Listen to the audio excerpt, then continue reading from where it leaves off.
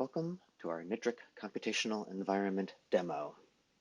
In this demo, we will quickly go through launching a NITRC computational environment into the Amazon Web Services cloud. We will transfer some data to that instance.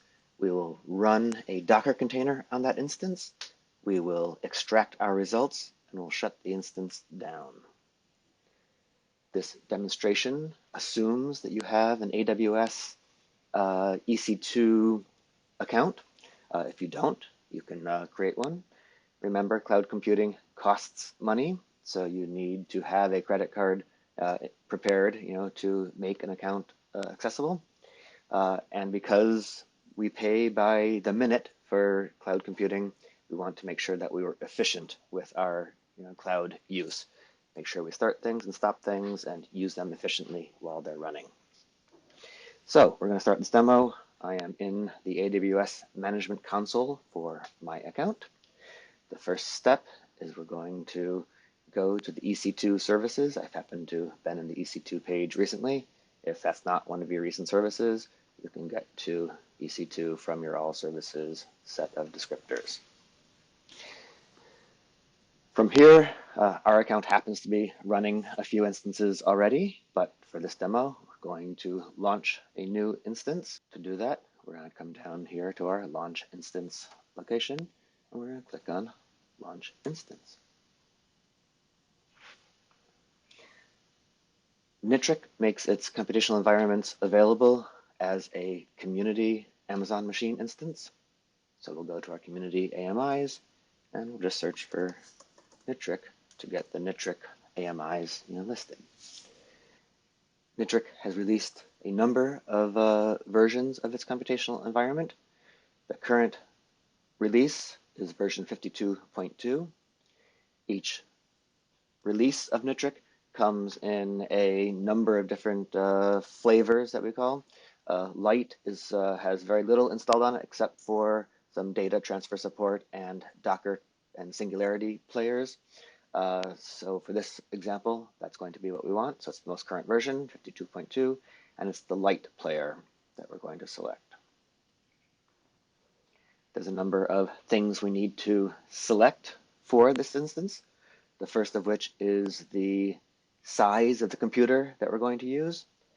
In this example, I'm going to use a fairly powerful machine to make sure that it ends up operating very fast. Here is where users need to be very careful about picking machines that are right for the job. We can pick machines that are compute optimized, we can pick machines that are memory optimized, we can pick GPU, etc. We can pick how many cores and how much memory are available on these machines. And of course, pricing, which they don't show you here, is scales as a function of the power of the computer and the number of cores. In this example that I'm going to do, I know that the process I'm going to run, which I'll tell you about in a moment, will use up to 64 cores simultaneously. So it will operate 64 times faster if I have 64 cores than one core. So in this case, I'm going to use a computer with 72 cores so that this operation will operate as quickly as possible. Now this is a much more expensive machine per hour than other the smaller core machines, but it'll also operate more quickly, and so you have to do your own cost trade-off over which is better, a little slower versus lower price versus faster and higher price per hour. But if you can get it done faster, that will even out in the end. You can find pricing on these different machines in other pages. Here, this 72 core C5 18X large is $3.06 per hour. If we're lucky, we're only using it for about 15 minutes. So that might only be about 75 cents for the particular job that I want to run. Anyway, so we select our instance type. We now have to configure some details. There's not much we need to do on this next page here for the instance details. Storage, we'll accept the default amount of storage. Tags, it's always important to give your instances a name so that you know what the heck it is. So this will be the NITRC-CE demo. In our case, we have a bunch of users on this account, so we want to know who's responsible for it. So we'll give it, me as a person who's, doing this instance. Next is the security group. This tells us what ports are open. In our NITRC-CE instructions on the main NITRC webpage, we'll tell you how to create one of these if you don't already have one. In our case, we already have configurations that are appropriate to what we want to do. So in our case, we'll use the NITRC-CE virtual performance computing preset set of configurations.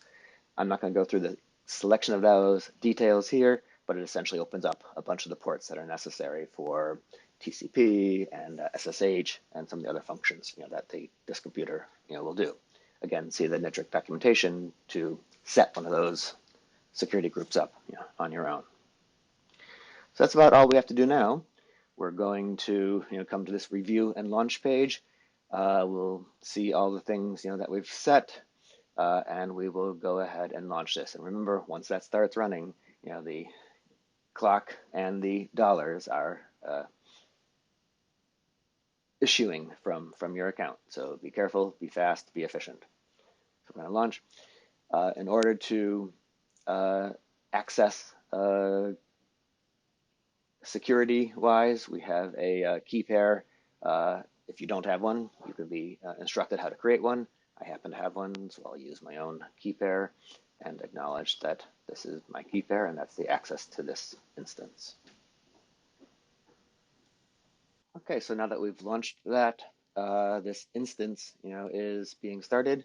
We can go to this little page here and look at what's going on. The first thing is we see that the instance is running. That's great.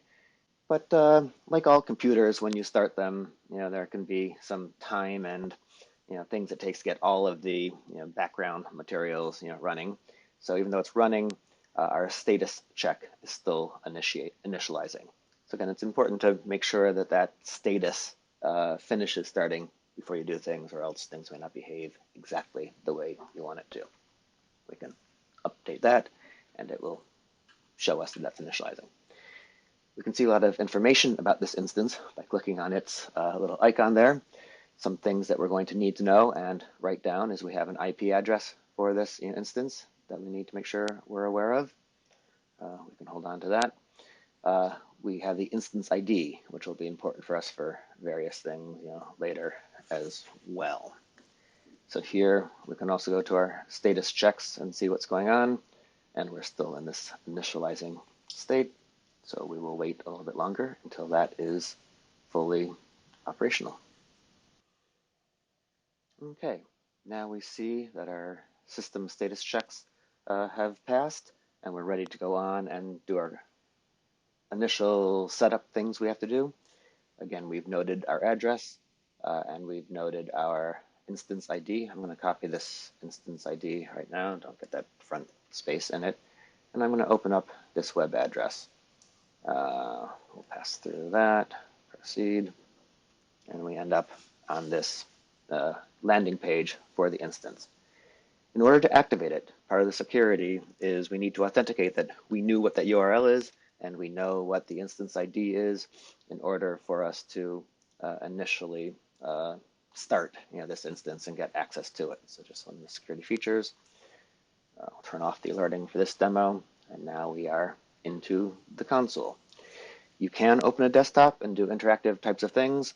I'm not going to do it that way, since for the purpose of efficiency, I like to use a terminal window. We're going to allow SSH access so that we can remotely access this instance with a terminal window from my own local computer, so we can be very efficient in the use of this machine. So now that this machine is running, we will do something with it. I'm going to go to my local computer here. I happen to be running a Mac. I will access the instance we just started. I'm going to SSH into it. I'm going to use my authorization key, which and I'm going to log into the user the URL of the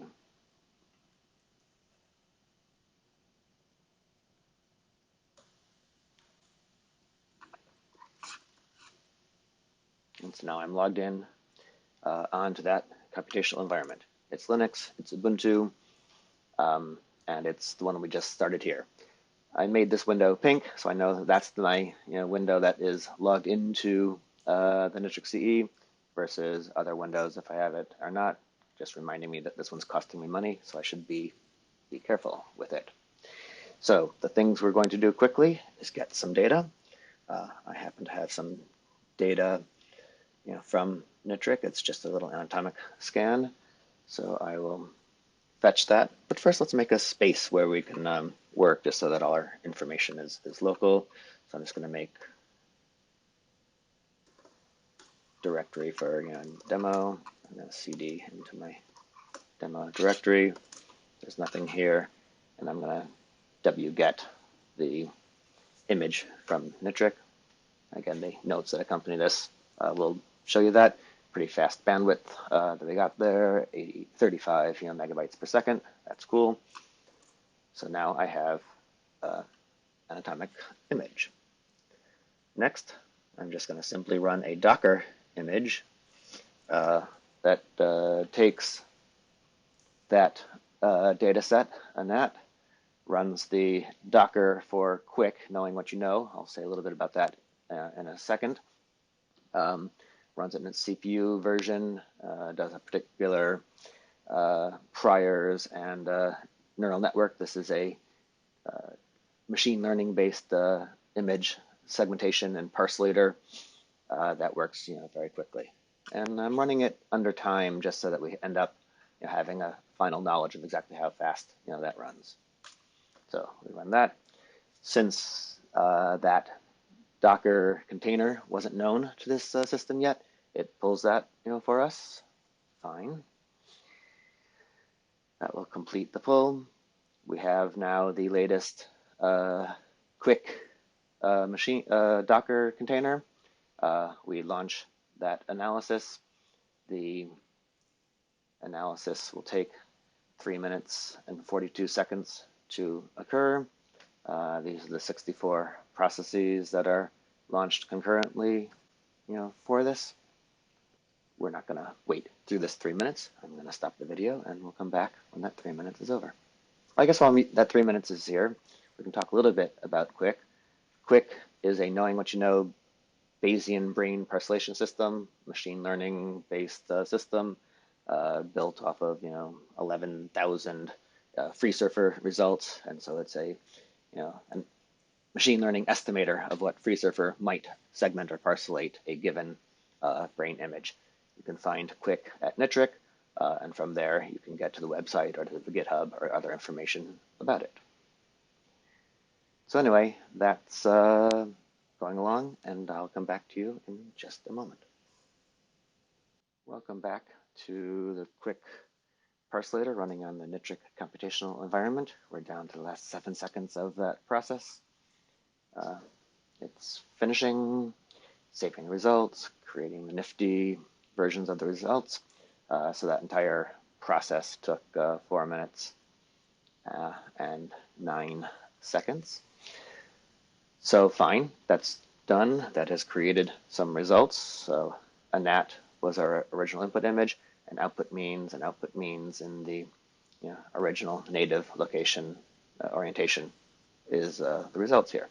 Now we could sit around and view those and think about those on the machine, on the EC2, but that's an expensive machine, and we wouldn't really want to be using an expensive machine for doing that. We can use either less machines or use that at home to view that output. So how do we get that? So now I'm back onto my local computer window here. I'm going to make a directory for my results. Oops.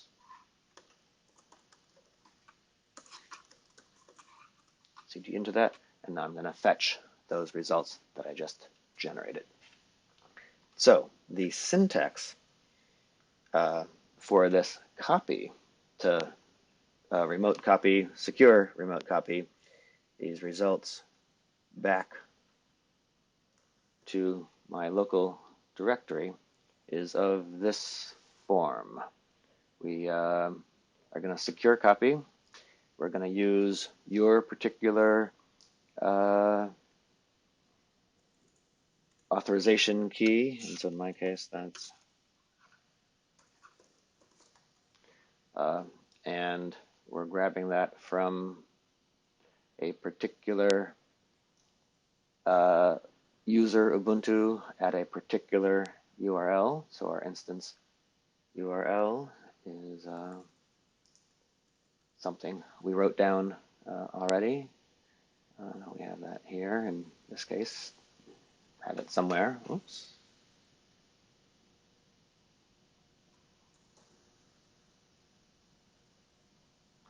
And I am getting the results from the directory called demo,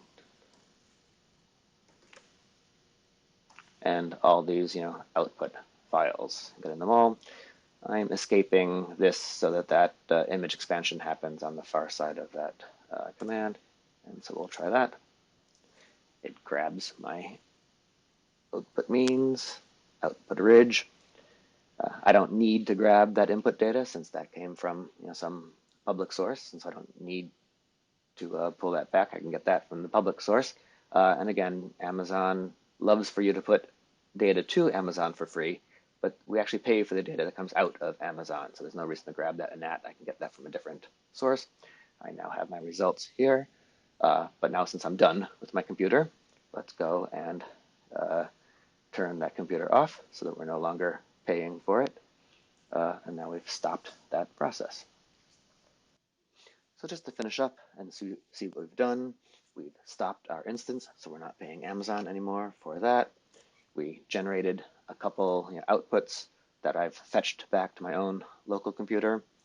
Now, I didn't fetch that original anatomic scan. Again, that comes from NITRC. I had no reason to pull it from Amazon and pay for the outgoing price of that. This is a Mac I'm using, so I can't use that same wget, but I can use curl from that same URL and fetch that into a nat.nii. My bandwidth is slower here at home. So I have my original scan, my two results that I generated. And here at home, I use FSL a lot, so I'll use FSLIs to see my anatomic scan and the output of the quick parsellator, overlaid on that. I'll bring that over here. So here's our original image. Here's the output that got generated.